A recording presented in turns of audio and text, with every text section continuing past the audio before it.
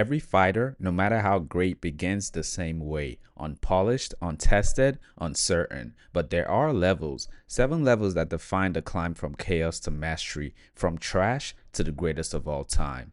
Level 1: the trash can. This isn't an insult, it's where every journey begins. They don't yet understand what they've signed up for. CM Punk is the perfect example, a lifelong fan turned fighter. His courage was real, but courage doesn't win fights. He learned the hard way: the octagon doesn't care about fame, it exposes you. Greg Hardy, Mike Jackson, Cody Brundage, even early backyard fighters like Kimbo Slice when they started MMA all fell into this category. Level 1 fighters don't yet flow, they fight off instinct, not intelligence. They make mistakes that cost them everything, but the truth is, without level 1, there's no level 7. Level 2: the local hero, a specialist, a prodigy in one area. Bo Nickel is one of the most decorated collegiate wrestlers in history. He steps into the octagon, his opponents know what's coming. But a local hero shines brightest against low-level competition. They dominate regional shows, steamroll early opponents, and build hype. Then the test comes.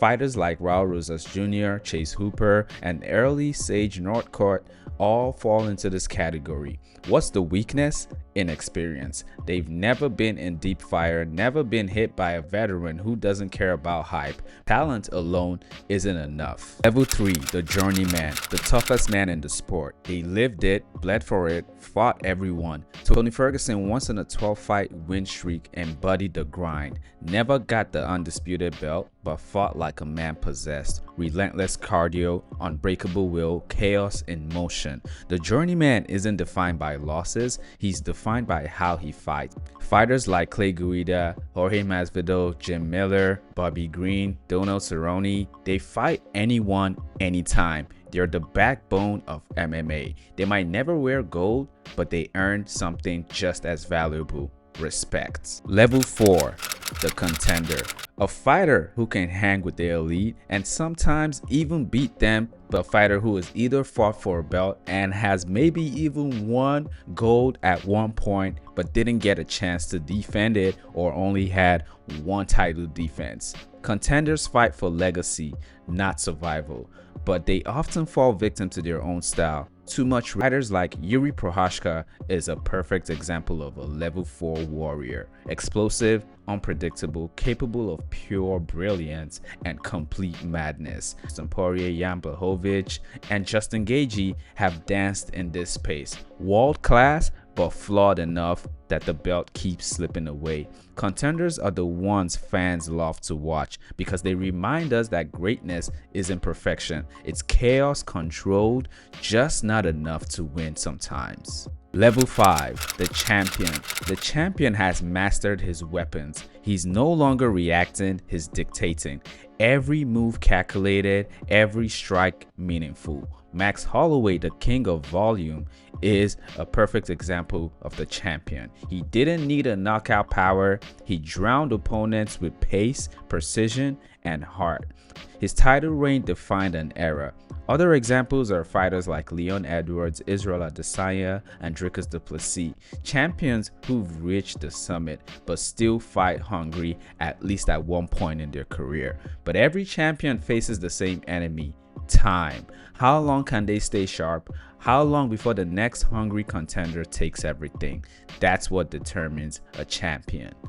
Level 6: the dominator. They don't just win, they rule. These are fighters that you watch and immediately know they are ahead of their opponent in terms of skill set. You have to do everything perfectly to beat the dominator. You can't rely on flash or trying to impress the crowd. They rely on mastery, composure, control, and consistency. When these fighters showcase in the octagon, it immediately becomes clear they are levels above their opponents. Alexandre Pantoja, the quiet assassin, champion of one of the most unpredictable divisions and having an extensive, impressive resume by beating fighters who are elite in their terms, yet he makes it look effortless. He breaks his opponents mentally before the fight even begins. Fighters like Khabib Nurmagomedov, Valentina Shevchenko, Kamaru Usman in his prime, Merab, and Hamza Chimaev are perfect examples of the dominators.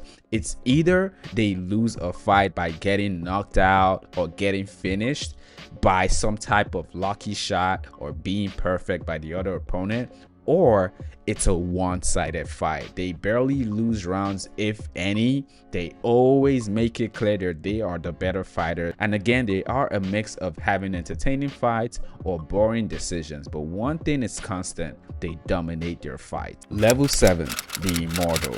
Few will ever reach it. It's the realm beyond championships, beyond fame, where fighters don't just win, they change the whole game. Islam Makhachev is climbing toward that status. A complete fighter, calm, disciplined, efficient. Every exchange feels like a calculation, every takedown an inevitability. He fights with the mind of a scientist and the soul of a warrior. But even greatness has levels. Georges St-Pierre, who is considered the GOAT of the sport by many fans, wasn't just the biggest, the fastest, or the strongest, but he was the most intelligent fighter at his time. The game has never seen someone as calculated as he is. GSP turned MMA into a form of mastery, a blend of skill, humility, and control. Inside the octagon, he didn't brawl, he engineered victories. Every opponent was a puzzle, and he never left anyone unsolved. Amanda Nunes, the lioness, the queen who ruled 2 divisions and never flinched at anyone. She didn't just defeat legends, she ended eras. Ronda Rousey, Chris Cyborg, Holly Holm, Misha Tate all fell before her. She carried herself like a predator who knew the outcome before the fight began. Alexander Volkanovski, the chess master of featherweight, once a rugby player who weighed over 200 pounds, he cut down to 145 and outtaught everyone in his path. He dismantled legends with strategy, adaptability, and heart. Against Max Holloway, 3 times, he didn't just survive, he evolved. Against Ortega, he escaped the inescapable. And even when he fell swinging, reminding the world what true championship spirit looks like.